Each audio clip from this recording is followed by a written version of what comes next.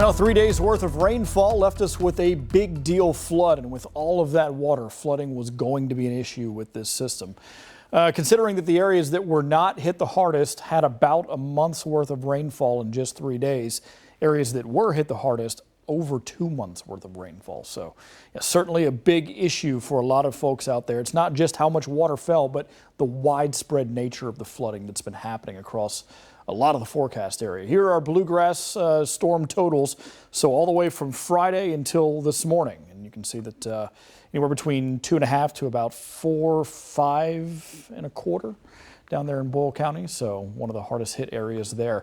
But look at this, Casey County, Liberty, over 6.5 inches, near 6.5 for Campbellsville over in Taylor County. So a lot of areas near the Cumberland River and Lake Cumberland having a lot of flood issues there. But the hardest hit anywhere between Estill County and out towards Morgan, where we've had several inches definitely getting over that 6-inch mark in a lot of spots down near the Mountain Parkway.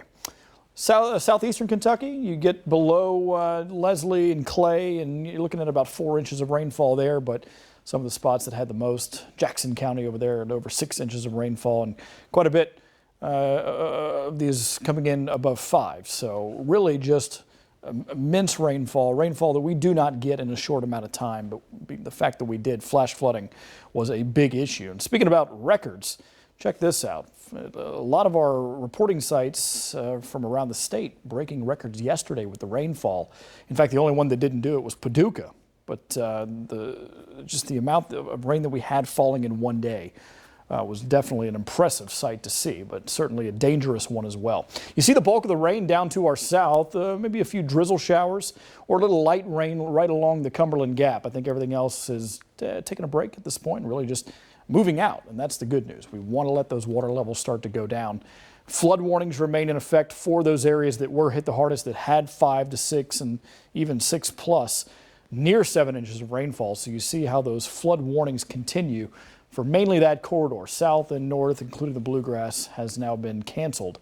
But name your favorite river, and it's likely under a flood warning at this point. Several of these coming in at a major flood category at this point. A lot of these crests are going to be in the top 5, if not even the top 3 historically. So to give you an idea, I mean, big time flood that we had. Good news is, though, we're losing that rain. So now we're just kind of letting the high pressure build in and sustain itself. We do have one system that's going to pass to our south, try to bring a few light showers down to the Tennessee state line, but I don't think we see much out of it. So we keep that dry weather going all the way throughout the course of the week. Temperatures fluctuate but stay near normal. We do get a warm front, cold front combo. It's going to be dry, no rain associated with it, but enough to make temperatures go mid-50s down to the mid-40s as we're wrapping up the work week and getting into the weekend. So normal for this time of the year, and we'll take it, especially considering that we get a lot of sunshine to go along with it. Next best chance for rain we'll get here over the weekend. Right now it still seems pretty small, but definitely enough time to let those water levels go down before it arrives.